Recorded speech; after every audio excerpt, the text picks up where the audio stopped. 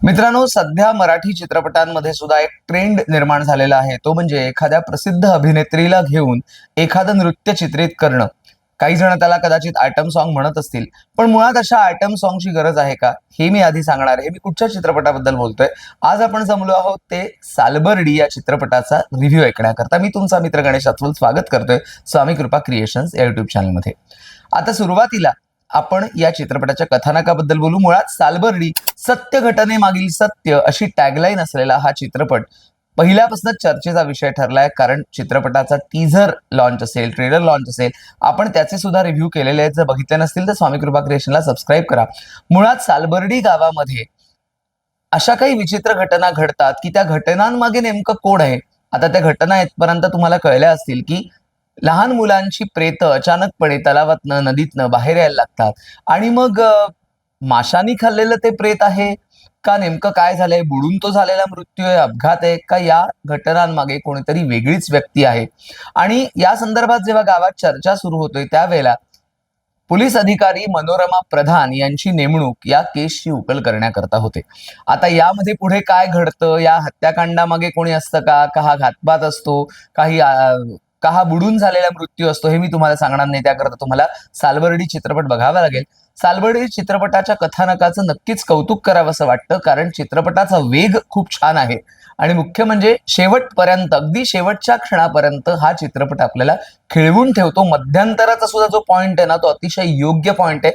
योग्य पॉइंटला इंटरव्हल येतं आणि वेगवान आहे म्हणजे हा चित्रपट. आणि मुख्य म्हणजे खास कौतुक करावं असं वाटतं सुप्रसिद्ध अभिनेत्री पूजा सावंत यांचं, कारण पोलीस अधिकाऱ्याच्या भूमिकेमध्ये त्या एकदम परफेक्ट वाटलेल्या आहेत. संवाद फेक देहबोली अतिशय उत्तम आहे आणि पूजा सावंत यांच्या अभिनयाचं सगळीकडे कौतुक होणारच आहे. शशांक शेंडे, ओंकार भोजने, अंशुमान विचारे, भारत गणेशपुरे, चित्तरंजन गिरी या सगळ्यांची कामं उत्तम आहेत.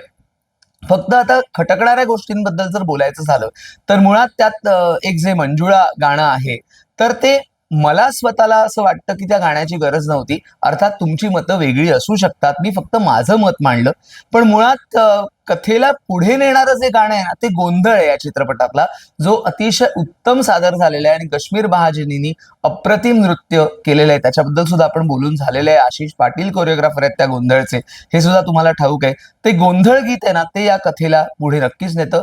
चित्रपटात वडील आणि मुलाचं नातं सांगणारे एक अंगाई पद्धतीचं जे गीत आहे ना, ते सुद्धा निश्चितपणे आपल्याला आवडतं. संगीतकार पद्मनाभ गायकवाड यांनी वेगवेगळ्या जॉनरची गाणी दिलेली आहेत, म्हणून संगीतकार पद्मनाभ गायकवाड यांचं कौतुक करावं असं वाटतं.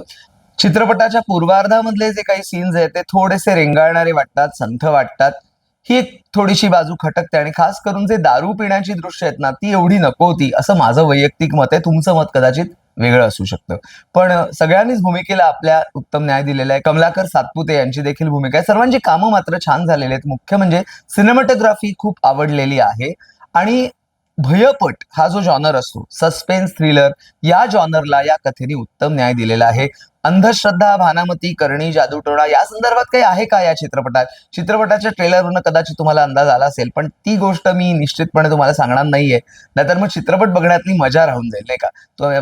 त्यामुळे तुम्ही काय करायचंय की चित्रपटगृहात जाऊन हा चित्रपट बघायचा आहे, त्यावर तुमचं मत मांडायचंय, रिव्ह्यू कसा वाटला ते सांगायचंय. आणखीन एक गोष्ट नक्की सांगतो की चित्रपट संपताना पुन्हा भेटूया असं येतं, म्हणजेच मनात शंकेची पाल नक्कीच उत्सुकते की म्हणजे पुन्हा भेटूया म्हणजे बहुतेक सालबर्डीचा सिक्वल असणार.